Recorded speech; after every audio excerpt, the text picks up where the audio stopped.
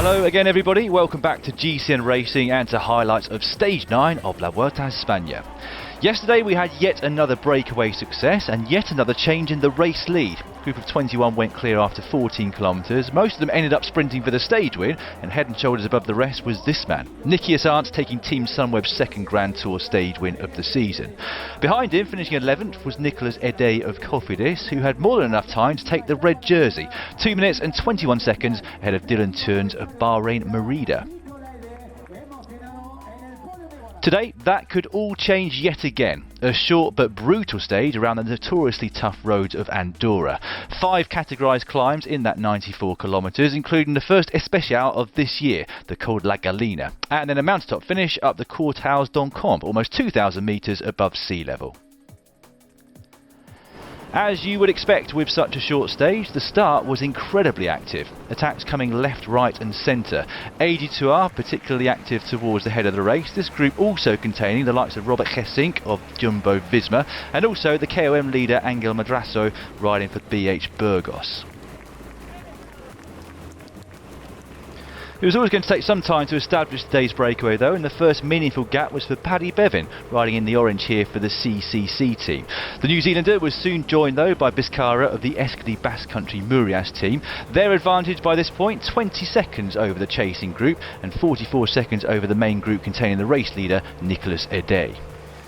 They were caught though by a counter move that included the likes of Gesink, Marc Soyer, Sepp Kuss, who could prove vital for Roglic later in the day, and in a very similar vein, Fraile and Izagirre of Astana, who would be there to help Miguel Angel Lopez later on. At around the midway point of the stage, their gap over the red jersey was 4 minutes. Movistar forced to do controlling behind. Out front though, and in the break, was Team Ineos's Teo Gegenhardt, and he chose the moment to go on the attack. There were problems behind though for Esteban Chavez, who punctured at the worst possible moment. Such was the desperation that he chose to take his teammate's bike, that of Damien Howson, a man who is about a foot taller than Chavez. That doesn't look particularly comfortable, does it? This problem would lead to a long old chase for the Colombian when the pace was really high out front. Out front in the break, Frenchman Boujard of AG2R had forged on ahead, a few metres in front of Gegenhardt, but the rest of the breakaway not too far behind. Here they are, just under 30 seconds the gap as they climb towards the top of the Coll la Gallina. This was turning into be an absolute brute of a stage.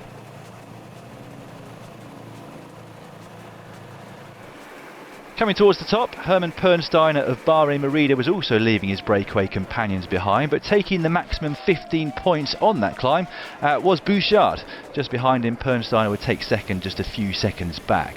And so we waited for the 3 climbs, which came one after the other in the last part of the stage. Not waiting long though was Miguel Angel Lopez. Here he is putting in an initial stinging attack. Quintana though was quick to respond and was soon up to his compatriot's back wheel. And not too far behind that duo were another duo who'd proven to be amongst the 4 best climbers in this year's race, Alejandro Valverde and Primož Roglic. Would we see the 4 of them ride away again and contest the win?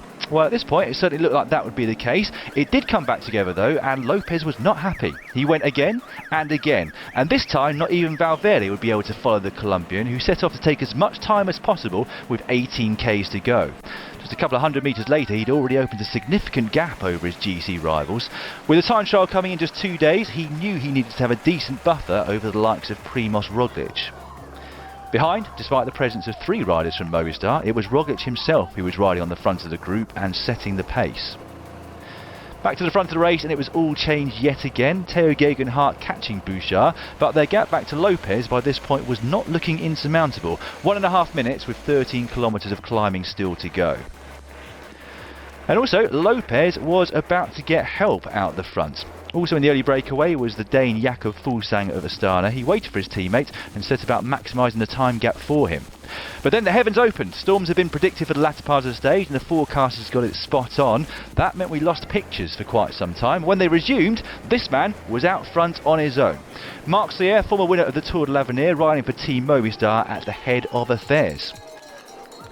Behind though, Quintana had gone on the attack, with only Tadej Pogačar, the young 20-year-old of UAE Team Emirates, able to stick with the Colombian. He was putting some serious time into Miguel Angel Lopez, who had crashed whilst we didn't have TV pictures. So yeah, they're being tasked by his team Movistar to sit up and wait for Quintana to pace him up towards the line, and as you could see, he was not at all happy about it. Here he is, having been caught by Quintana. Unfortunately for the both of them though, Pogačar was on a flyer today, just as they'd caught him as Pogačar went on the attack. Valverde was momentarily alone behind as Roglic went through a bad patch, but Roglic did catch up and Valverde decided to sit on his wheel. 17 seconds the gap between Pogačar and Nairo Quintana as they came up towards 1200 metres to go, but for Quintana, the red jersey as race leader was looking like a distinct possibility. He pressed on towards the finish line as hard as he possibly could. Well, this has been the year of the youngster in the world of cycling, hasn't it? This man is one of those young talents, just 20 years of age, Tadej Pogačar. As I mentioned, a winner of the Tour de l'Avenir last year, winner of the Tours of California and Algarve earlier on this year, and now a stage winner at his first ever Grand Tour.